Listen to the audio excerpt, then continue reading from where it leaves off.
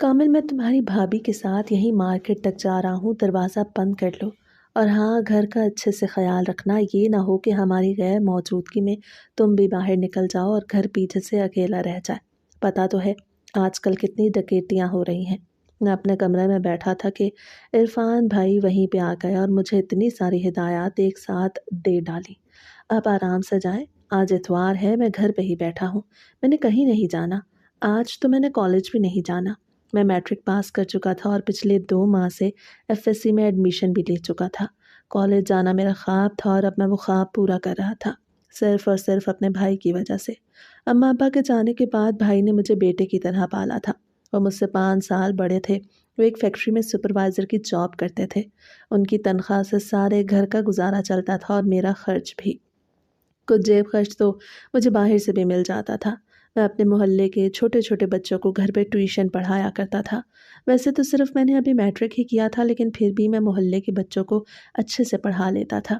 میں پڑھائی میں بہت زیادہ اچھا تھا۔ میری بات سن کے بھائی وہاں سے چلے گئے اور ایک مرتبہ پھر میں کتابیں کھول کے بیٹھ گیا۔ میں ایک قسم کا کتابی کیڑا ہی تھا۔ کبھی کبھی تو میرے دوست بھی میرا مذاق اڑاتے کہ میں سنڈے کو بھی باہر نہیں نکلتا۔ میں کیسے باہر نکلتا؟ میرے بہت زیادہ خواب تھے جو میں نے پورے کرنے تھے۔ میں ہمیشہ بھائی پر تو بوجھ نہیں بن سکتا تھا۔ میرا دل چاہتا تھا کہ جلد سے جلد میں اپنی ساری پڑھائی مکمل کروں اور میں بھی کوئی نوکری تلاش کروں، لیکن ابھی اس کے لیے مجھے بہت زیادہ انتظار کرنا تھا۔ تقریباً 5-6 سال تو ابھی میں نے پڑھنا تھا۔ بھیا بھابھی چلے گئے تھے، دوپہر کا وقت تھا، میں پڑھائی میں مگن ہو گیا۔ پڑھ پڑھ کے جب میں تھک گیا تو میں کمرے سے باہر نکل آیا۔ دھوپ اب ختم ہونے لگی تھی، عصر کا وقت ہونے لگا تھا۔ نہ جانے ابھی تک بھیا بھابھی کیوں نہیں آئے تھے۔ مجھے تو اتنی بھوک لگ رہی تھی کہ دل چاہ رہا تھا کہ کچھ کھانے کا مل جائے، لیکن بھابھی گھر پہ تھی ہی نہیں، اور اگر گھر پہ نہیں تھی تو پھر کھانے کا بھی کچھ نہیں تھا۔ وہی کھانا بناتی تھیں اور ابھی تک وہ واپس نہیں آئی تھی۔ مجھے بہت زیادہ بھوک نے ستایا تو میں خود ہی کچن میں پہنچ گیا اور اپنے لیے کچھ بنانے کے بارے میں سوچنے لگا، مگر مجھے کچھ سمجھ میں نہیں آ رہی تھی۔ میں نے فریج میں دیکھا تو وہاں پر بھی کچھ خاص نہیں پڑا تھا۔ پھر میں نے فریزر کھولا تو وہاں پہ بریانی پڑی تھی۔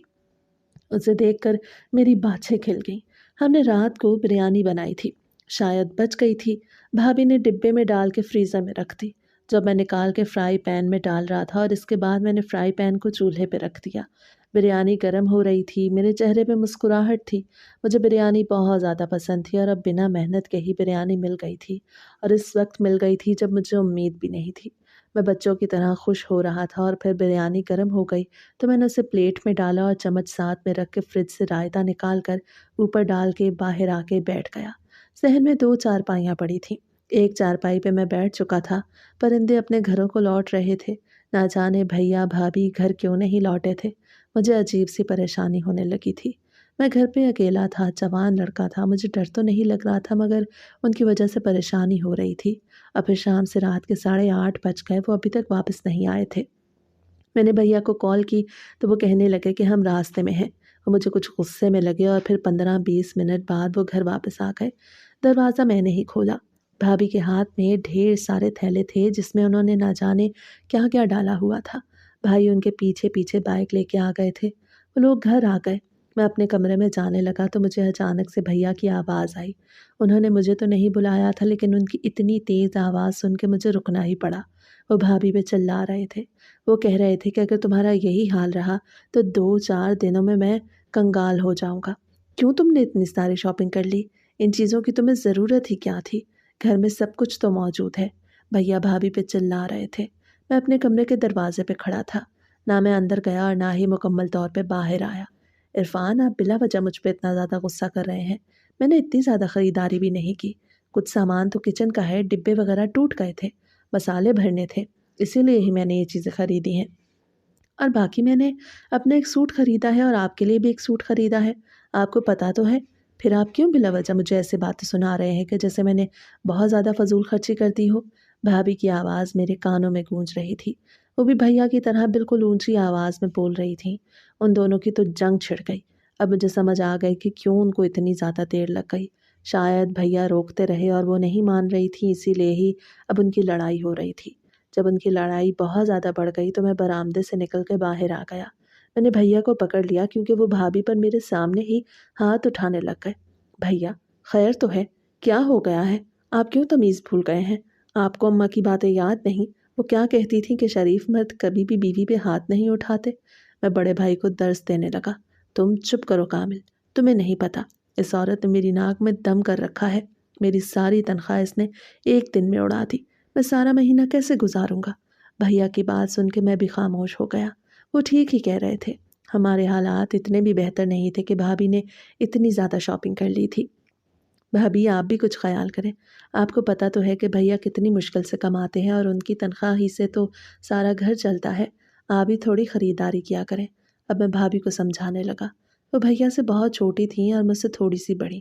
ان کی چھوٹی عمر میں ہی شادی ہو گئی۔ اب ان کی شادی کو 6 ماہ ہو گئے لیکن ابھی تک کوئی بچے نہیں تھے۔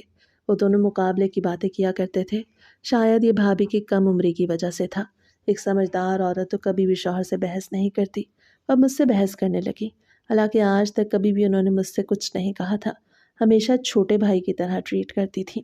میرے سارے کام کر دیا کرتی تھیں، کپڑے وغیرہ دھو دیتی تھیں، ناشتہ بھی بنا دیتی تھیں، غرض کہ میرا بہت زیادہ خیال رکھتی تھیں۔ مجھے تو امی کی کمی بھی محسوس نہیں ہوتی تھی۔ امی کو گزرے ہوئے 3.5 ماہ ہو چکے تھے۔ بھابھی کی شادی کو 3 ماہ ہی ہوئے تھے کہ اس وقت امی ہمیں چھوڑ کے چلی گئیں۔ ابا تو پہلے ہی چلے گئے۔ امی کے جانے کے بعد بھابھی نے سارے گھر کو پہلے سے بھی زیادہ اچھے طریقے سے سنبھال لیا، لیکن اب آہستہ آہستہ بھابھی اور بھیا کے جھگڑے بڑھنے لگے جو ہمیشہ پیسوں سے شروع ہوتے تھے۔ کامل، تم مجھے کیوں سمجھا رہے ہو؟ تم اپنے اس بھائی کو سمجھاؤ۔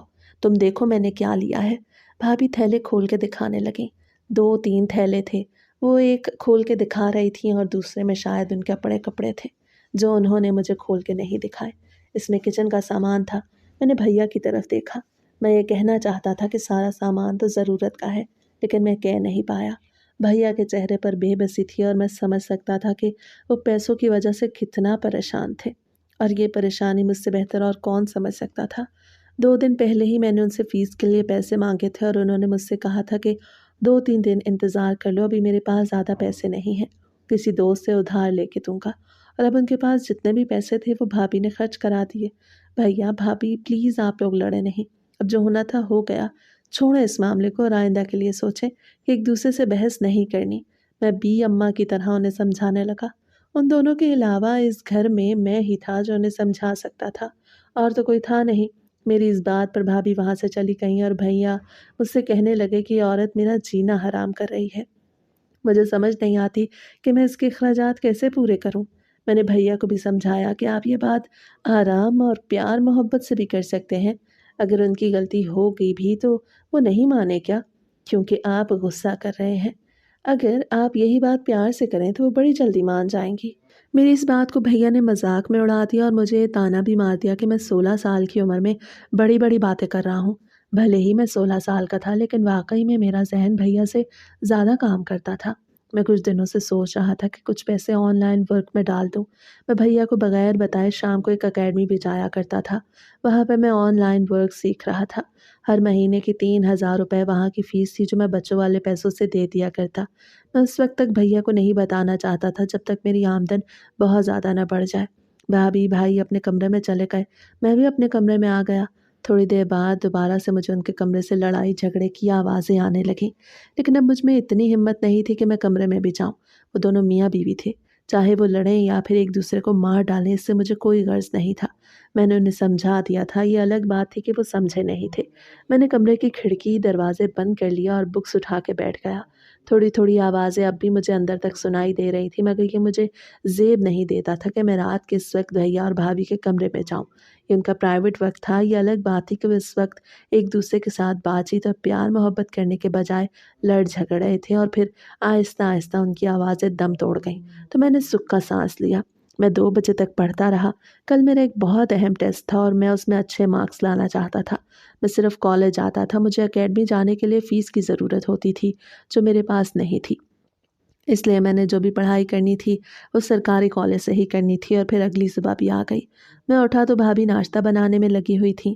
میں اٹھ تو جلدی گیا تھا لیکن اپنے کمرے میں بیٹھا ٹیسٹ کی ریویژن کرتا رہا۔ بھابھی کا موڈ خوشگوار تھا، لگتا تھا کہ بھیا اور ان کی لڑائی ختم ہو گئی ہے۔ میں کچن میں آ گیا تھا۔ کچن میں ایک چٹائی بچھی ہوئی تھی جہاں پر بھابھی نے ناشتہ لگا دیا تھا۔ میں وہیں پہ بیٹھ گیا۔ بھیا شاید ابھی تک نہیں اٹھے تھے، آج میں جلدی اٹھ گیا تھا۔ میں نے سوچا تھا کہ کالج میں جا کے دوستوں سے نوٹس وغیرہ لے کے وہاں سے بھی کچھ نہ کچھ پڑھ لوں گا۔ بھابھی بھی میرے ساتھ قالین پہ آ بیٹھی۔ بھابھی، کیا ہوا تھا؟ بھیا کیوں اتنا زیادہ غصہ کر رہے تھے؟ آخر آپ نے ایسا کیا خرید لیا؟ میں بھابھی سے رازداری کی بات کرنے لگا۔ ان کی اور میری تھوڑی بہت دوستی بھی ہو گئی تھی۔ کیا آپ کروں میں، تمہارے بھائی تو بہت زیادہ کنجوس ہیں، کبھی کچھ لے لوں تو ہتھے سے اکھڑ جاتے ہیں۔ اور تم خود بتاؤ، اگر ضرورت کی چیزیں نہ لیتی تو کیا کرتی؟ اور اپنا سوٹ نہ لیتی تو کیسے گزارا کرتی؟ 2 دن بعد میری دوست کی شادی ہے، میں نے سوٹ زیادہ مہنگا بھی نہیں لیا اور سلائی بھی خود ہی کروں گی۔ اب تمہارے بھیا کو کون سمجھائے کہ بیوی آ گئی ہے تو خرچے بڑھیں گے؟ بھابھی نے ہنستے ہوئے کہا تو میں بھی ہنسنے لگا۔ ان کا موڈ اچھا تھا، لگ رہا تھا کہ انہوں نے رات کو بھیا کے ساتھ اچھا ٹائم گزارا، شاید اسی وجہ سے ہی وہ فریش محسوس کر رہی تھی۔ اور پھر ان دونوں کا لڑائی جھگڑا بھی ختم ہو گیا۔ ابھی ہم وہیں پہ بیٹھے تھے کہ بھیا بھی آ گئے۔ ہم دونوں ہنس رہے تھے۔ میری غیر موجودگی میں کس بات پہ ہنسا جا رہا ہے؟ لگتا ہے میری برائیاں ہو رہی ہیں۔ بھیا نے آتے ساتھ جیسے ہی کہا تو ہم اور کہا لگا کے ہنسنے لگے۔ بھابھی تو پیٹ پکڑ کے ہنس رہی تھی۔ بھیا بھابھی والی سائڈ پہ آ کے بیٹھ گئے۔ بھابھی نے انہیں بھی ناشتہ دیا تو وہ ناشتہ کرنے لگے۔ اب وہ دونوں بالکل ہنسی خوشی ایک دوسرے کے ساتھ بیٹھے تھے۔ ان کی شادی ارینج میرج ہوئی تھی۔ امی نے بھابھی کو پسند کیا تھا اور اب امی نہیں تھی تو بھیا ان پہ غصہ کرتے تھے، لیکن کبھی کبھار پیار بھی جتاتے تھے۔ وہ غصے کے تیز تھے اور تھوڑے بہت کنجوس بھی تھے، اسی وجہ سے ہی بات بات پہ ان کا جھگڑا ہو جاتا، اور جب جیب تنگ ہو تو کنجوسی خود بخود آ ہی جاتی ہے۔ بھیا کی جیب تنگ تھی تو پھر انہوں نے کنجوس تو کہلانا تھا۔ میرا دل چاہا کہ میں بھیا سے کہہ دوں کہ 1 مہینے بعد میں گھر پہ بیٹھ کے اپنا آن لائن ورک سٹارٹ کر رہا ہوں۔ 1 مہینے بعد میرا کورس مکمل ہو جانا تھا، لیکن پھر میں نے سوچا کہ ابھی نہیں بتاتا، بعد میں سرپرائز دوں گا۔ میں نہیں جانتا تھا کہ وہ تو مجھے ہی سرپرائز دینے والے ہیں۔ میں ناشتہ کر کے وہاں سے نکل آیا۔ میں دوبارہ سے کمرے میں آ گیا۔ میں نے بیگ سیٹ کیا اور بائک پہ گھر سے باہر نکل گیا۔ میں آج بہت زیادہ خوش تھا۔ میرا دماغ بھی خوب چل رہا تھا، جو میں نے یاد کیا تھا وہ مجھے اچھے سے اب تک یاد تھا۔ اور پھر میرا کالج بھی آ گیا اور جب پیپر میرے ہاتھ میں آیا تو میں نے اللہ تعالیٰ کا شکر ادا کیا، مجھے سارا پیپر آتا تھا۔ پھر میں نے اللہ تعالیٰ کا نام لے کے آنسر شیٹ پہ اپنے جوابات لکھنے شروع کیے۔ جب پیپر اپنے اختتام کو پہنچا تو میں گراؤنڈ میں آ کے بیٹھ گیا۔ احسن بھی وہیں پہ آ کے بیٹھ گیا۔ ہم دونوں ایک ساتھ ہی آن لائن ورک کر رہے تھے۔ یار، مجھے تو آج کل کچھ سمجھ ہی نہیں آ رہی۔ ضمیر بھائی جو سکھاتے ہیں وہ تو سر کے اوپر سے گزر جاتا ہے۔ اب اپنے رونے لگا تھا۔ مجھ سے پڑھائی میں بھی تھوڑا بہت کم تھا اور آن لائن ورک بھی وہ صحیح طریقے سے نہیں سیکھ پا رہا تھا، اور اس میں اس کا قصور نہیں تھا، وہ محنتی تھا، بس تھوڑا سا کم ذہن رکھتا تھا، اسی لیے اسے چیزوں کو سمجھنے میں زیادہ وقت لگتا تھا۔ یار تم کیوں پریشان ہوتے ہو؟ میں ہوں نا، میں تمہیں سکھا دوں گا۔ لیپ ٹاپ بھی اسی کا تھا، میں اس کے لیپ ٹاپ پہ ہی اس کے ساتھ کام کرتا تھا۔ میرے پاس تو صرف ایک موبائل تھا اور وہ بھی اینڈرائڈ، وہاں پہ کام نہیں ہو سکتا تھا۔ میں نے سوچا تھا کہ جب میں اس کے لیپ ٹاپ پہ کام کر کے تھوڑی بہت ارننگ کر لوں گا تو اس وقت اپنا لیپ ٹاپ بھی خرید لوں گا اور گھر میں بھی کچھ نہ کچھ حصہ ڈالا کروں گا۔ وقت گزرتا جا رہا تھا اور پھر آخر کار 1 ہفتہ مکمل ہوا اور میرے ٹیسٹ بھی مکمل ہو گئے۔ 2 دن کی چھٹی دی گئی، اس کے بعد دوبارہ میں نے کالج جانا تھا۔ آج میں کالج نہیں گیا تھا، جمعرات کا دن تھا۔ بھیا اپنے کام پہ گئے ہوئے تھے اور بھابھی کچن میں دوپہر کے کھانے کی تیاری کر رہی تھی۔ بھیا دوپہر کو ہی فیکٹری سے واپس آ جاتے، وہ 3 بجے واپس آ جاتے۔ 3 بجے ساری فیکٹریاں بند ہو جاتی تھیں۔ جب بھیا واپس آئے تو ان کا منہ لٹکا ہوا تھا۔ میں صحن میں بیٹھا موبائل استعمال کر رہا تھا۔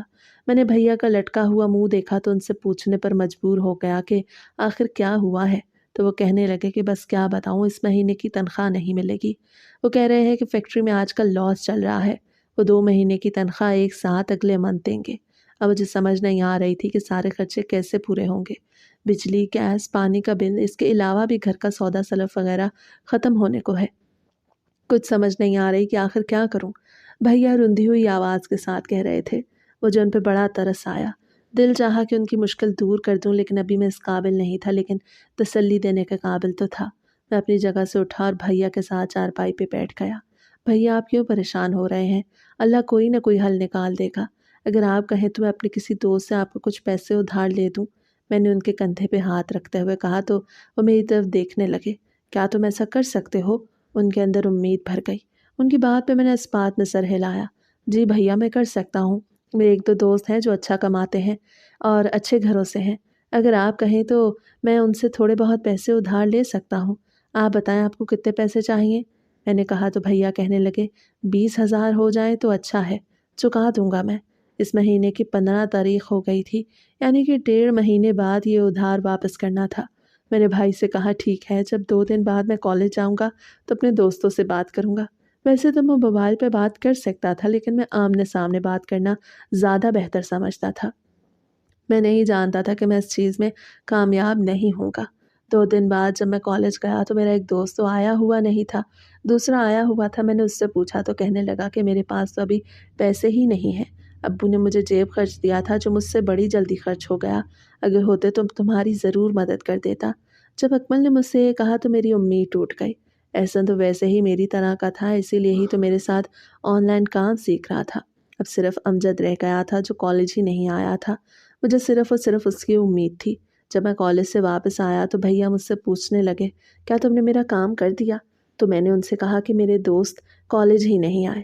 میں نے جھوٹ بول دیا، حالانکہ ایک دوست سے میں پوچھ کے آیا تھا۔ یہ الگ بات تھی کہ کچھ خاطر خواہ جواب نہیں ملا تھا۔ میری بات سن کے بھیا ٹوٹ سے گئے اور کہنے لگے کہ بس 15 دن بعد بل آ جائیں گے۔ مجھے سمجھ نہیں آ رہی کہ میں پیسوں کا انتظام کہاں سے کروں۔ ابھی 15 دن رہتے تھے اور وہ بھی صحیح اتنے زیادہ پریشان ہو رہے تھے۔ شاید جس کے سر پہ ہوتا ہے اس کو ہی پتہ ہوتا ہے۔ میں نے دوپہر کا کھانا بھی نہ کھایا، میری بھوک مر گئی تھی، وہ بھی بھیا کو اتنا زیادہ پریشان دیکھ کر۔ میں کمرے کے اندر آ گیا، میں جانتا بھی نہیں تھا کہ آج دوپہر کے کھانے میں کچھ بنا ہی نہیں ہے۔ بھیا کے پاس پیسے نہیں تھے، انہوں نے بھابھی کو سبزی لا کے نہیں دی تھی، اور اس بات کا انکشاف مجھ پہ اس وقت ہوا جب بھیا کی آواز میرے کانوں میں پڑی۔ وہ بھابھی سے کہہ رہے تھے کہ کھانا لا دو، مجھے بھوک لگ رہی ہے، اور دوسری طرف بھابھی نے بھی آواز دے ڈالی کہ جب آپ پکانے کے لیے کچھ نہیں لائے تو پھر میں کہاں سے کچھ پکا لیتی۔ بھابھی کی آواز تھوڑی بہت غصے والی تھی۔ شاید عورتیں بھی چڑچڑی ہو جاتی ہیں جب گھر میں اتنی زیادہ غربت ہو۔ میں کھڑکی سے دیکھ رہا تھا، بھیا بھابھی پھر سے بحث باندھ رہے تھے۔ بھابھی کہہ رہی تھی کہ آپ کوئی ڈھنگ کا کام کیوں نہیں ڈھونڈ لیتے؟ بھیا کہہ رہے تھے کہ ایک کام کر تو رہا ہوں، تم کیا چاہتی ہو کہ اب راتوں کو بھی گھر واپس نہ آؤں؟ بھیا ان پہ بہت زیادہ غصہ کر رہے تھے۔ میں دیکھ رہا تھا کہ بھابھی اتنی زیادہ زبان نہیں لڑا رہی، وہ بس ان کی بات کا جواب دے رہی تھی، وہ بھی تحمل مزاجی اور تمیز کے ساتھ۔ لیکن بھیا ہتھے سے اکھڑ گئے۔ میں سمجھ سکتا تھا وہ بہت زیادہ پریشانی کے عالم میں بیٹھے تھے۔ اسی وقت میں نے اپنے دوست کو کال ملائی، مگر میری رہی صحیح امید بھی ٹوٹ گئی۔ اس نے مجھ سے کہا کہ یار میرے پاس بھی پیسے نہیں۔ میں نے اپنے دونوں دوستوں سے بھی پوچھ لیا اور بے عزت بھی ہو گیا۔ جب ادھار مانگا جائے اور ملے بھی نہ تو انسان کی بڑی بے عزتی ہوتی ہے۔ ویسے تو ادھار مانگنے میں بھی بے عزتی ہوتی ہے، لیکن جب مل جاتا ہے تو انسان کا کام چل جاتا ہے، لیکن اگر نہ ملے تو صرف اور صرف بے عزتی ہوتی ہے، اور میری بھی اب صرف بے عزتی ہی ہوئی تھی۔ میں بھائی کی مدد نہیں کر پایا تھا۔ پھر میں باہر نکل آیا، وہ بہت زیادہ غصہ کر رہے تھے۔ بھائی آپ کو ہو کیا گیا ہے؟ آپ کیوں بھابھی پہ اتنا زیادہ غصہ کر رہے ہیں؟ ابھی 15 دن رہتے ہیں، جو ہوگا دیکھا جائے گا، آپ پریشان نہ ہو۔ میں نے بھیا سے کہا تو بھیا نے مجھے بھی الٹے سیدھے جواب دیے اور پھر غصے میں گھر سے باہر نکل گئے۔ میں نے بھابھی سے کہا آپ پریشان نہ ہو، میں بس ہر وقت ان دونوں کو ہی کہتا رہتا کہ پریشان نہ ہو، حالانکہ میں خود ہر وقت پریشان رہتا۔ کیا کرتا، کچھ کر بھی تو نہیں سکتا تھا۔ اور پھر تھوڑی دیر بعد ٹیوشن والے بچے بھی پڑھنے کے لیے آ گئے۔ میں نے انہیں بیٹھک میں بٹھا دیا، ہم روز وہیں پہ بیٹھا کرتے۔ مجھے 1 تاریخ کو بچوں سے تنخواہ تو ملنی ہوتی تھی، لیکن وہ اتنی زیادہ تو نہیں تھی کہ جتنے پیسے بھیا کو ضرورت تھے۔ میں پریشان تھا، سمجھ نہیں آ رہی تھی کہ بھیا کی مدد کیسے کروں۔ ہر حال میں ان کی مدد کرنا چاہتا تھا، ان کی مشکلیں آسان کرنا چاہتا تھا، لیکن کر نہیں پا رہا تھا، اور پھر ہفتہ یوں ہی گزر گیا۔ اب صرف ہفتہ رہ گیا تھا۔ جب بھیا کام سے واپس آئے تو ان کا چہرہ خوشگوار دکھائی دے رہا تھا۔ میں نے بھائی سے پوچھا تو وہ کہنے لگے کہ مجھے ادھار مل گیا ہے، مگر مسئلہ یہ ہے کہ مجھے 20 تاریخ کو ادھار چکانا ہوگا، اور تنخواہ تو مجھے 30 تاریخ کو ملے گی۔ اب ایک اور مسئلہ آ گیا تھا۔ میں نے بھیا سے کہا کہ چلو کوئی بات نہیں، تھوڑے دن تو آگے ہو گئے ہیں، آگے بھی کچھ انتظام ہو جائے گا۔ میں نہیں جانتا تھا کہ آگے تو مشکل آنے والی ہے۔ وقت گزرتا جا رہا تھا۔ 1 تاریخ آئی تو بھیا نے بل وغیرہ جمع کرا دیا، اور پھر دوسرا مہینہ بھی لگ گیا۔ دن پہ دن گزرتے جا رہے تھے، وقت تو ایسے اڑتا جا رہا تھا جیسے پڑ لگ گئے ہوں، اور پھر 20 تاریخ بھی آ گئی۔ ہمارے گھر میں پریشانیاں بن گئیں۔ بھیا نے 20,000 ادھار میں لیے تھے جو اب انہیں کہیں سے بھی نہیں مل رہے تھے کہ وہ پہلے والا ادھار چکاتے۔ وہ سوچ رہے تھے کہ کہیں اور سے ادھار پکڑ کے پہلے والا ادھار چکا دیں، اور پھر بعد میں یہ والا ادھار تنخواہ سے چکا دیں گے، لیکن کوئی ادھار دے ہی نہیں رہا تھا۔ میرے پاس 10,000 روپے تھے۔ میں نے سوچا تھا کہ بھیا کو سرپرائز میں کوئی چیز گفٹ دوں گا، میں نے آن لائن ورک سے 10,000 روپے کمائے تھے، لیکن اب مجھے لگ رہا تھا کہ اس سے بڑا گفٹ بھیا کے لیے اور کوئی نہیں ہوگا کہ اس مشکل وقت میں ان کے ہاتھ پہ 10,000 روپے رکھ دوں۔ میں نے الماری سے 10,000 روپے نکالے اور باہر نکل آیا۔ بھیا پریشان تھے۔ میں نے انہیں 10,000 روپے دیے تو وہ میری طرف دیکھنے لگے۔ وہ عجیب و غریب نظروں سے میری طرف دیکھ رہے تھے، جیسے میں نے کوئی غلط کام کر کے یہ پیسے کمائے ہوں۔ وہ تو جانتے ہی نہیں تھے کہ میں آن لائن کام کر رہا ہوں۔ ان کا بھی قصور نہیں تھا، میں نے خود ہی نہیں بتایا تھا، لیکن اب مجھے پیسے دینا مہنگا پڑ گیا۔ ان کی نظریں مجھے میری آنکھوں پر محسوس ہو رہی تھیں، میری آنکھوں میں جھانکنے کی کوشش کر رہے تھے کہ کہیں سے کوئی جھوٹ پکڑ لیں۔ میں کہہ رہا تھا کہ بھیا یہ پیسے میں نے کمائے ہیں، وہ بھی آن لائن ورک کر کے۔ اگر آپ کو یقین نہیں آتا تو آپ میرے دوست سے پوچھ لیں، ہم ایک ساتھ ہی جایا کرتے تھے۔ میں نے آپ کو اس لیے نہیں بتایا کیونکہ میں آپ کو سرپرائز دینا چاہتا تھا۔ میں بھیا سے کہہ رہا تھا۔ بھیا نے وہ پیسے لے بھی لیے اور پھر کہا ٹھیک ہے، میں تمہارے دوست سے ضرور پوچھوں گا۔ انہیں اب بھی یقین نہیں آ رہا تھا۔ مجھے برا نہیں لگ رہا تھا، بلکہ دل سے خوشی ہو رہی تھی کہ بھیا میرا کتنا خیال رکھتے ہیں۔ اب اسی لیے ایسا سوچ رہے تھے کہ کہیں میں برے کاموں میں تو ملوث نہیں ہو گیا۔ لیکن اب بھی ایک مسئلہ تھا۔ 20,000 کی ضرورت تھی، لیکن میرے پاس صرف 10 تھے۔ میں نے بھیا سے کہا آپ ان لوگوں کو 10,000 دے دیں، 3 دن بعد مجھے اور بھی پیمنٹ ملنی ہے، پھر آپ دے دیجیے گا۔ اب پھر 3 دن بعد مجھے پیمنٹ ملی تو میں نے وہ پیسے بھی بھیا کے حوالے کر دیے۔ اب بھی میرے پاس 7,000 روپے باقی رہ گئے تھے۔ میرا دل چاہا کہ بھابھی کو کچھ پیسے دے دوں تاکہ وہ اپنے لیے کچھ خریداری کر لیں۔ میں نے 3,000 روپے بھابھی کو دیے تو وہ بہت زیادہ خوش ہو گئیں اور کہنے لگیں کہ تم تو عرفان سے بھی زیادہ کمانے لگے ہو، اپنے بھائی کو بھی یہ کام سکھا دو۔ میں نے کہا بھابھی یہ پڑھائی والا کام ہے، بھیا نے تو صرف اور صرف مڈل کیا ہے، انہیں نہیں آئے گا۔ میں یہ کہہ کے اپنے کمرے میں آ گیا۔ میں نہیں جانتا تھا کہ اس بات پہ بھی ان کا جھگڑا ہو جائے گا کہ بھیا مجھ سے کم کماتے ہیں، حالانکہ میں تو اب کمانا شروع ہوا تھا۔ وہ تو نہ جانے کب سے کما رہے تھے، جب سے ابا گئے تھے تب سے انہوں نے گھر کو سنبھال رکھا تھا اور ساتھ میں میرے اخراجات بھی پورے کرتے آئے تھے۔ 2-4 دن یوں ہی گزر گئے۔ آج 26 تاریخ تھی۔ میں نہیں جانتا تھا کہ آج ہمارے گھر پر قیامت ٹوٹ گئی ہے۔ جیسے ہی میں کالج سے واپس آیا تو بھابھی نے رو رو کے اپنا برا حال کیا ہوا تھا۔ میں ان کے پاس جانے لگا تو انہوں نے دروازہ بھی بند کر لیا۔ وہ اپنے کمرے میں بیٹھی تھیں۔ بھیا مجھے کہیں پہ دکھائی نہیں دے رہے تھے۔ مجھے سمجھ نہیں آ رہی تھی کہ آخر ان لوگوں کے ساتھ ہوا کیا ہے، بھابھی کیوں اتنا زیادہ رو رہی ہیں اور بھیا کہاں گئے ہیں۔ میں بھی صحن میں ہی بیٹھا تھا کہ بھیا مجھے سیڑھیوں سے اترتے ہوئے دکھائی دیے۔ وہ اب نیچے اتر آئے تھے۔ ہمارا صحن چھوٹا سا تھا اور صحن میں ہی سیڑھیاں تھیں جو اوپر کو جاتی تھیں۔ اوپر بھی ایک کمرہ ڈلا ہوا تھا مگر وہاں پہ کوئی نہیں رہتا تھا۔ یہ ہمارا آبائی گھر تھا جو ابا نے اچھے دنوں میں بنایا تھا۔ بھیا کی آنکھوں میں بھی نمی تھی۔ مجھے سمجھ نہیں آ رہی تھی کہ آخر ان لوگوں کے ساتھ کیا ہوا۔ میں نے بھیا سے پوچھا تو انہوں نے مجھے کچھ نہ بتایا اور کہا اپنے کام سے کام رکھو۔ تو میں اور بھی زیادہ پریشان ہو گیا۔ بھیا بتائیں نا آخر کیا ہوا، آپ لوگ مجھے کیوں نہیں بتا رہے؟ بھابھی بھی رو رہی ہیں، آپ بھی مجھے کچھ ٹھیک نہیں لگ رہے، مجھے پریشانی ہو رہی ہے۔ میں نے کہا تو وہ کہنے لگے کہ زیادہ دماغ پہ زور مت دو اور جاؤ، جیسے انہوں نے مجھے دھکا دینے کے انداز میں اندر جانے کا کہہ دیا۔ تو میں اور بھی زیادہ فکر مند ہو گیا، لیکن وہاں سے آ گیا۔ میں اپنے کمرے میں آ گیا تھا۔ میں کھڑکی سے دیکھ رہا تھا کہ بھیا نے اپنا سر پکڑا ہوا تھا۔ وہ صحن میں پڑی چارپائی پہ بیٹھے تھے۔ سپہر ہو چکی تھی مگر اب بھی انہیں کوئی ہوش نہیں تھا۔ وہ 2 گھنٹوں سے اب وہیں پہ ہی بیٹھے تھے اور میں بھی کمرے میں کھڑا انہیں دیکھتا جا رہا تھا۔ مجھے سمجھ آ گئی تھی کہ ان دونوں کے درمیان کوئی نہ کوئی مسئلہ تو ضرور ہے، لیکن میں نہیں جانتا تھا کہ وہ مسئلہ ہو چکا ہے، جو میں نے سوچا ہی نہیں تھا۔ جب مجھ سے بھیا کا دکھ برداشت نہ ہوا تو میں کمرے سے باہر نکل آیا۔ بھیا آپ کو بتانا ہوگا آخر ایسا کیا ہوا ہے، میں بھی اس گھر کا حصہ ہوں، میرا بھی حق بنتا ہے کہ میں ہر بات کے بارے میں جانوں۔ آپ کو ہر حال میں مجھے یہ بات بتانی ہوگی۔ میں غم و غصے کے ملے جلے جذبات کے ساتھ کہہ رہا تھا۔ میرے بار بار اصرار پر بھی بھیا نہیں بتا رہے تھے اور پھر انہوں نے کہا ٹھیک ہے میں تم سے رات میں آ کے بات کرتا ہوں، پلیز ابھی تم جاؤ، میرا دماغ گھوما ہوا ہے۔ میں خود بہت زیادہ پریشان ہوں، مجھے سمجھ نہیں آ رہی میں کیا کروں۔ بھیا کی بات سن کر میں ہکا بکا اپنے کمرے میں آ گیا۔ اب مجھے رات کا انتظار تھا۔ میں پورے کمرے میں ادھر سے ادھر ٹہل رہا تھا۔ مجھے سمجھ نہیں آ رہی تھی کہ آخر بھیا نے ایسا کیا کر دیا کہ ان کو خود ہی سمجھ نہیں آ رہی کہ وہ کیا کرے۔ اور پھر رات بھی ہو گئی، ہم سب بھوکے تھے۔ بھابھی نہ اپنے کمرے سے نکلی اور نہ ہی انہوں نے کھانا بنایا۔ بھیا اس کمرے میں نہیں گئے، بھیا دوسرے کمرے میں بیٹھے رہے۔ میں کھڑکی سے دیکھتا رہا، نہ بھابھی نے دروازہ کھولا اور نہ ہی بھیا نے کھلوانے کی کوشش کی۔ میں سمجھا شاید ان کا کوئی جھگڑا ہو گیا ہے۔ میں نہیں جانتا تھا کہ آج تو ان کے تمام جھگڑے ختم ہو گئے ہیں۔ جب کوئی رشتہ ہی نہیں رہتا تو پھر تمام جھگڑے وہیں پر ختم ہو جاتے ہیں۔ مجھے بہت زیادہ بھوک لگ رہی تھی، پیسے بھی تھے۔ میں نے سوچا بازار سے جا کے کھانا لے آتا ہوں، لیکن اتنا زیادہ پریشانی میں یہ نہ کر سکا۔ اور پھر رات کے 8:30 بجے بھیا میرے کمرے میں آ گئے۔ میرے پلنگ پہ بیٹھے تھے، میں ان کے پاس بیٹھا تھا۔ میں نے ان کے کاندھے پہ ہاتھ رکھا ہوا تھا۔ بھیا بلا جھجک مجھ سے بات کریں، کیا میں آپ کے لیے کچھ کر سکتا ہوں؟ اگر کر سکتا ہوں تو میری جان بھی حاضر ہے، میں آپ کو یہ پریشان نہیں دیکھ سکتا۔ میں نے کہا تو بھیا نے میرے کندھے پہ سر رکھ دیا اور پھوٹ پھوٹ کے رونے لگے، اور پھر ایک ایسا انکشاف کیا جسے سن کے میں پہلے سے بھی زیادہ پریشان ہو گیا۔ بھیا نے بھابھی کو طلاق دے دی تھی، وہ بھی غصے میں آ کر۔ بھیا نے مجھ سے کہا کہ ہم دونوں کی بحث ہو رہی تھی۔ وہ کہہ رہی تھی کہ تم زیادہ کماتے ہو، وہ ہے بھی تم سے چھوٹا اور تم کچھ نہیں کماتے۔ مجھے اس پہ غصہ آیا۔ وہ ہر وقت ایسا کرتی ہے، مجھے طعنے دیتی ہے کہ میں زیادہ نہیں کماتا، اس کے اخراجات پورے نہیں کرتا۔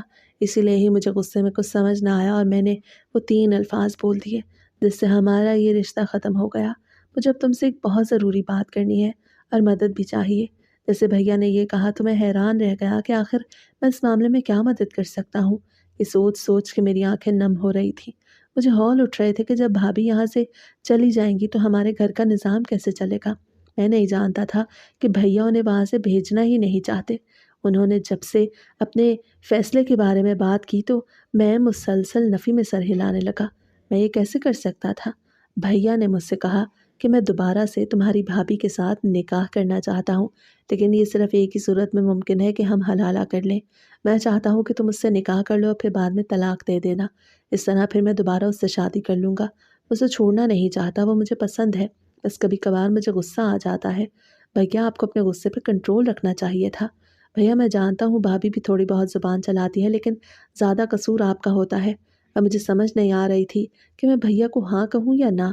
بھیا امید طلب نظروں سے میری طرف دیکھ رہے تھے۔ پھر میں مان گیا تو بھیا بہت زیادہ خوش ہو گئے اور میرا ماتھا چومنے لگے۔ بھیا نے مجھ سے کہا کہ کل ہی میں مولوی کو لے آؤں گا تو میری بیوی سے نکاح کر لینا اور پھر اس کے ساتھ صرف ایک رات غربت کی گزارنا، اس کے بعد دوبارہ کچھ مت کرنا اور پھر اسے طلاق دے دینا۔ میں نے بھیا کی بات سن لی تھی اور مان بھی لی تھی، اور پھر اگلا دن بھی آ گیا۔ مجھے بہت زیادہ شرمندگی ہو رہی تھی کہ میں اپنی بھابھی سے نکاح کرنے والا ہوں، اور وہ بھی اتنی سی عمر میں۔ ابھی تک میں 18 سال کا بھی نہیں ہوا تھا۔ شرعی طور پر تو میں شادی کے لائق ہو گیا تھا، جوان بھی تھا، لیکن میں نے اتنی جلدی شادی نہیں کرنی تھی۔ میں نے کسی کو بھی نہیں بتایا تھا، یہاں تک کہ ہمارے محلے میں بھی کسی کو نہیں پتا تھا۔ بھیا کا ایک جاننے والا بہت دور سے ایک مولوی لے آیا۔ دوپہر کا وقت تھا، بھابھی اور میں ایک ہی صوفے پہ بیٹھے تھے۔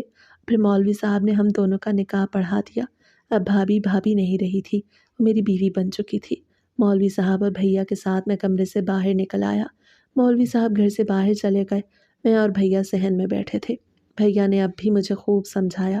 انہوں نے مجھ سے کہا صرف میں نے ایک مرتبہ ہی قربت کرنی ہے۔ مجھے سمجھ نہیں آ رہی تھی کہ بھیا آخر ایسی بات کیوں کر رہے ہیں۔ پھر جب میں کمرے میں آیا تو تبسم بیڈ پہ بیٹھی تھی، اس کی آنکھوں میں نمی تھی۔ میں نے آتے ساتھ اس کو سلام کیا اور اسے سمجھایا کہ جو ہونا تھا ہو چکا، اب آنسو بہانے کی ضرورت نہیں ہے۔ میں بڑا مرد بنا ہوا تھا۔ شاید نکاح کے بعد ہی مجھے یہ محسوس ہونے لگا کہ میں بڑا ہو گیا ہوں۔ میں اب شادی شدہ تھا، ویسے بھی اتنا چھوٹا بچہ نہیں تھا۔ میرے اندر بھی خواہشات تھی جو تبسم کو دیکھ کے امٹ امٹ کے باہر آنے لگی۔ یہ رات میں نے اس کے ساتھ گزاری تو مجھے بڑا ہی اچھا لگا۔ میاں بیوی کا رشتہ ہی اللہ تعالیٰ نے ایسا بنایا ہے کہ دونوں کو ہی سکون ملتا ہے۔ جب صبح میں اٹھا تو میں بے انتہا خوشی محسوس کر رہا تھا۔ تبسم اور میں ایک ہی کمرے میں رہے تھے اور اب بھی وہیں پر ہی بیٹھے تھے۔ باہر نکلنے کا دل ہی نہیں کر رہا تھا۔ وہ تو کہہ رہی تھی کہ مجھے جانے تو، میں نے ناشتہ بنانا ہے، لیکن میں نے انہیں روک لیا۔ آپ کہیں نہیں جائیں گی، آپ میرے پاس بیٹھیں گی۔ میں اب ان کا نام پکارنے لگا۔ میری بھابھی نہیں تھی، میرے کہنے پر وہ وہیں پہ بیٹھ گئیں۔ ان کے چہرے پر بھی مسکراہٹ تھی، شاید انہیں بھی میرے ساتھ وقت گزار کے اچھا لگا۔ میں نے ان پہ کوئی غصہ نہیں کیا۔ میں جانتا تھا بھائی ان پہ غصہ کرتے رہتے ہیں۔ بھیا کی باتیں مجھے یاد آنے لگیں۔ انہوں نے کہا تھا کہ بس ایک بار کرنے کے بعد اس کو طلاق دے دینا، لیکن میں نے طلاق نہیں دی تھی، اور ویسے بھی میرے پاس 3 دن کا وقت تھا۔ 3 دن کے بعد ہی طلاق دینی تھی، اور پھر دوپہر کو ہم دونوں باہر نکل آئے۔ بھیا گھر پہ نہیں تھے، شاید ان سے یہ سب برداشت نہیں تھا کہ ان کی بیوی میرے پاس ہو۔ بھلے وہ طلاق دے چکے تھے مگر ان کے ذہن میں اب بھی تو ایسے خیالات آ سکتے تھے۔ اور پھر وہ شام کو واپس آ گئے۔ تبسم نے مجھے کھانے کا ٹرے پکڑایا کہ میں انہیں دے آؤں۔ وہ ان کے پاس نہیں جانا چاہتی تھی۔ میں دوسرے کمرے میں بھائیا کو کھانا دے آیا۔ وہ یوں ہی رات بھی ہو گئی۔ آج بھی میں نے اس کے ساتھ اچھا وقت گزارا۔ میری بیوی تھی، میں اس کے ساتھ وقت گزار سکتا تھا، میرا اس پہ حق تھا اور اس کا بھی مجھ پہ حق تھا، تو پھر ہم کیوں ایک دوسرے کے ساتھ وقت نہ گزارتے؟ مگر میں نے یہ سب بھیا پہ ظاہر نہیں کیا اور پھر 3 راتیں یوں ہی گزر گئیں۔ بھیا نے مجھ سے کچھ نہ کہا اور پھر جیسے چوتھا دن ہوا تو بھیا میرے سر پہ چڑھ دوڑے۔ میں اسی کمرے میں بیٹھا تھا جو کمرہ کبھی بھیا اور بھابھی کا ہوا کرتا تھا، لیکن اب وہ کمرہ میرا اور تبسم کا تھا۔ تبسم دوپہر کا کھانا بنانے کے لیے کچن میں گئی ہوئی تھی۔ بھیا مجھ پہ غصہ کر رہے تھے اور کہہ رہے تھے کہ تم نے وعدہ کیا تھا کہ تم 3 دن کے بعد طلاق دے دو گے، تو تم نے ابھی تک طلاق کیوں نہیں دی؟ بھیا کی بات سن کے میں چپ سادے بیٹھا تھا۔ مجھے سمجھ نہیں آ رہی تھی میں کیا جواب دوں۔ ویسے میں اس بارے میں بتا کر آ چکا تھا کہ حلالہ غلط ہے، اس کا اسلام میں کوئی کانسیپٹ نہیں۔ اور پھر تبسم مجھے پسند بھی آ گئی تھی اور اب ویسے بھی وہ میری بیوی تھی، تو میں نے کیسے چھوڑ سکتا تھا؟ میں نے بھیا سے کہا جو آپ کہہ رہے ہیں وہ میں نہیں کر سکتا۔ جیسے ہی میں نے یہ کہا تو انہوں نے میرے منہ پہ ایک زوردار تھپڑ لگایا اور کہا کہ تم میرے ساتھ اچھا نہیں کر رہے، آج کے آج بلکہ ابھی کے ابھی تم اس کو طلاق دو۔ تبسم بھی ہماری باتیں سن کے وہیں پہ آ گئی۔ وہ میرے پیچھے چھپنے لگی۔ بھیا اس بات پہ بھی غصہ کرنے لگے کہ تم نے تبسم پہ کوئی جادو چلا دیا۔ میں نے بھیا سے کہا کہ پلیز آپ آرام سے بات کریں، آپ نے طلاق دے دی ہے، اب تبسم میری بیوی ہے اور ویسے بھی میں نے مولوی صاحب سے اس بارے میں پتہ کرا لیا ہے، اسلام میں حلالہ کا کوئی کانسیپٹ ہے ہی نہیں، میں کیوں طلاق دے کے گناہ کا کام کروں؟ اب آپ کی شادی ختم ہو چکی ہے تو آپ دوسری شادی کر لیں، میں نے 2 ٹوک انداز میں کہہ دیا۔ پھر بھیا مجھ پر غصہ کرتے ہوئے وہاں سے نکل گئے اور کہا کہ وہ شام کو پھر آئیں گے، اور پھر شام کو بھی انہوں نے خوب تماشا لگایا۔ میں نے ان سے کہا کہ ٹھیک ہے، اگر آپ کو مجھ پہ اعتبار نہیں آتا تو آپ خود کسی مولوی سے پوچھ لیں اور تبسم کی رضامندی بھی لے لیں۔ میں نے یہ کہا تو تبسم نفی میں سر ہلانے لگی اور بھیا کے منہ پہ ہی کہہ دیا کہ میں انہیں ہرگز نہیں چھوڑنا چاہتی۔ شاید تبسم بھیا کے ہر وقت کے جھگڑے سے تنگ آ گئی تھی۔ میں تو ایسا نہیں تھا، اسی لیے ہی وہ اب مجھے چھوڑنا نہیں چاہتی تھی۔ پھر بھیا گھر چھوڑ کے چلے گئے۔ اب انہیں گئے ہوئے 2 ماہ ہو چکے تھے۔ ان 2 ماہ میں نے بہت ترقی کر لی۔ میرا کام دن دگنی رات چگنی ترقی کر رہا تھا۔ میں ساتھ ساتھ پڑھ بھی رہا تھا اور آن لائن ورک بھی کر رہا تھا۔ اب تو میں نے اپنا لیپ ٹاپ اور دوسرا فون بھی لے لیا تھا۔ میں نے اپنا پرانے والا فون تبسم کو دے دیا۔ 2 ماہ بعد بھائی آئے تو مجھ سے معافیا مانگنے لگے۔ وہ تبسم سے بھی معافی مانگ رہے تھے۔ وہ کہہ رہے تھے کہ مجھ سے غلطی ہو گئی، اب میں سمجھ گیا ہوں کہ حلالے والا کام ٹھیک نہیں۔ شکر ہے کہ تم نے مجھے روک دیا، ورنہ میں ایک اور گناہ کر لیتا۔ لیکن اب مجھے سمجھ نہیں آ رہی میں کیا کروں۔ جب بھیا نے اپنا معاملہ میرے سامنے رکھا تو میں نے بھیا کو سینے سے لگا لیا اور انہیں کہا کہ آپ سے غلطی ہوئی ہے، لیکن آپ اس غلطی کو سدھار سکتے ہیں اور اس کی صرف ایک ہی صورت ہے کہ آپ دوسری شادی کر لیں۔ میں نے کہا تو وہ کہنے لگے کہ اب کون مجھ سے شادی کرے گا، ہر کوئی تو یہی سمجھے گا کہ میں اچھا انسان نہیں، میں نے اپنی بیوی کو طلاق دے دی۔ میں نے بھیا سے کہا نہیں، ایسا کوئی نہیں سمجھے گا، دنیا بھری پڑی ہے اچھے لوگوں سے، کوئی نہ کوئی آپ کو رشتہ دے دے گا۔ میں نے تبسم سے اس بارے میں بات کی تو وہ کہنے لگی کہ میری ایک کزن ہے، اگر آپ کہیں تو میں اس سے بات کروں۔ اور پھر 1 ہفتے کے اندر اندر ہی تبسم کی کزن میری بھابھی بن کے آ گئی۔ میں نے محسوس کیا کہ بھیا مکمل طور پہ بدل چکے تھے، وہ اب تبسم کے بارے میں سوچتے بھی نہیں تھے۔ یہ چیز مجھے اس طرح محسوس ہوئی کہ جب بھی وہ ان کے سامنے آتی تو وہ صرف نظر اٹھا کے دیکھتے بھی نہیں تھے۔ 2 مہینے نہ جانے انہوں نے کس ماحول میں گزارے تھے کہ وہ مکمل طور پہ بدل چکے تھے۔ سیرت اچھی لڑکی تھی، وہ بھیا کا اچھے سے خیال رکھتی تھی اور بھیا بھی تو بدل چکے تھے، وہ سیرت پر غصہ نہیں کرتے تھے۔ ہر چیز بدل گئی تھی، ہمارا گھر پہلے سے بھی اچھے طریقے سے چلنے لگا۔ میرا کام دن بدن بڑھتا جا رہا تھا۔ پہلے بھیا نے مجھے سنبھالا تھا اور اب میں ان کو سنبھال رہا تھا۔ گھر کا سودا سلف بھی میں لاتا تھا اور بل بھی میں ادا کرتا تھا۔ بھائی اپنا کام کرتے تھے، وہ اب بھی اسی فیکٹری میں کام کرتے تھے۔ ان کی تنخواہ پہلے جتنی ہی تھی۔ میں نے ان سے کہہ دیا کہ وہ گھر میں خرچہ نہ کریں بلکہ اپنے آنے والے بچوں کے لیے کچھ نہ کچھ بچا لیں اور اپنی بیوی پہ خرچ کیا کریں۔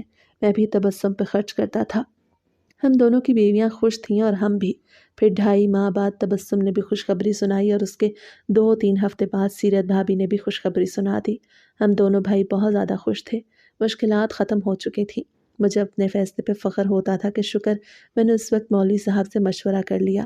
اگر میں بھی بھیا کی باتوں میں آ کے تبسم کو طلاق دے دیتا تو ہم سے بہت بڑا گناہ ہو جاتا۔ نہ جانے کن لوگوں نے حلالہ کو حلال سمجھ رکھا ہے۔ حالانکہ اسلام میں اس کا کوئی کانسیپٹ ہے ہی نہیں۔ ایک حرام عمل ہے جو نہ جانے کہاں سے ہمارے مسلمان ملکوں میں آ گیا، اور لوگ اس کی زد میں آتے جاتے ہیں۔ پہلے غصے میں آ کے طلاق دے دیتے ہیں اور پھر دوبارہ حلالہ کروا کے نکاح کر لیتے ہیں۔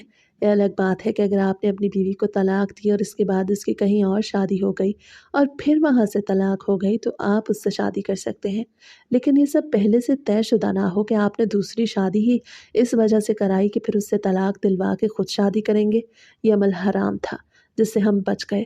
اب ہماری زندگی میں کوئی دکھ نہیں تھا۔ غربت بھی آہستہ آہستہ ختم ہونے لگی۔ میرا کاروبار دن دگنی رات چگنی ترقی کر رہا تھا۔